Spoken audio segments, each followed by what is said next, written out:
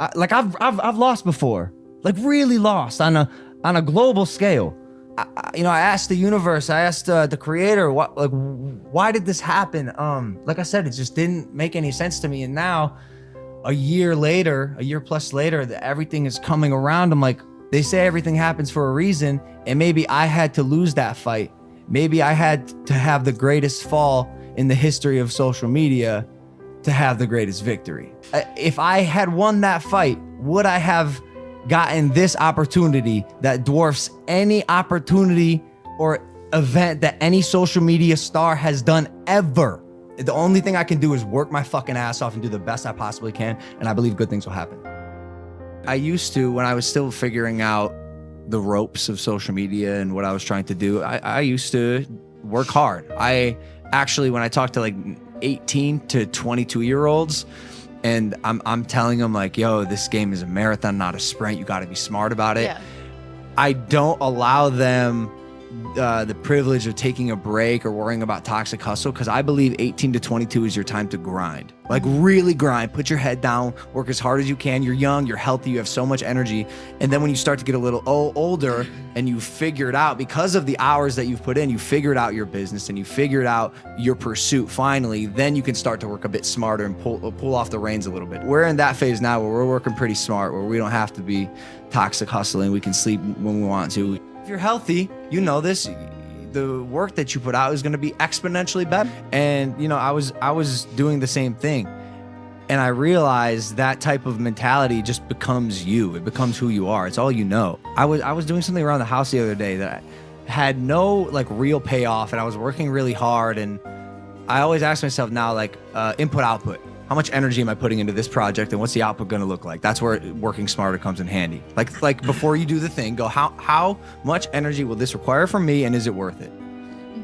And just assessing the project. And I found myself doing something where it's high input and low output, and I was like, why the fuck am I doing this? And I had a realization where I'm like, oh, this is just me. This is all I know. All I know is how to work hard, because I've been doing this my whole entire life. A lot of people who are in your shoes don't work hard, and they're not seeing the success that you're seeing and you've had on all these platforms. Finally, I feel at a good spot in my life where I can speak up and speak with my chest out, my chin up. America is racist. For the longest time, I was afraid to speak up because I thought I'd piss people off, because I'm politically ignorant, and even because of my polarizing nature. I have made reprehensible mistakes in the past. So who the fuck am I to suggest a way to better and progress humanity? That was what I thought. This past weekend, I found the answer to that question. Who the fuck am I to better and progress humanity?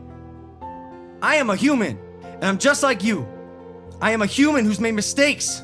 I've learned from them, and I've worked hard to educate myself and create a better future for me, my friends, my future children, and the world around me. And I'm sure I'll make more mistakes in my life, but one mistake that I refuse to be a part of is the mistake of silence.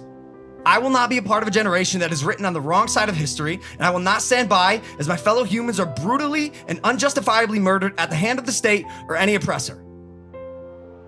Listen closely. One of my biggest learnings from all of this, and I'm embarrassed that it's taken me 25 years to realize this. It is not enough to be not racist. You have to be anti-racist. Condemn those who feign superiority because of the color of their skin.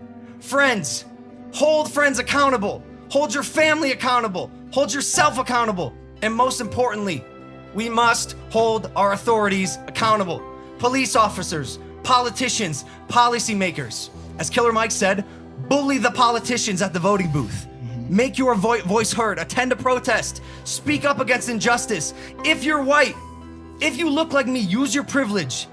And for those who do not think white privilege exists, you are fucking blind. You are delusional, and you are part of the problem. We must now reverse engineer the system as a collective. We must open our eyes and realize that there is only one race, and that is the human race. On behalf of Breonna Taylor, we must change. On behalf of Ahmaud Arbery, we must advance.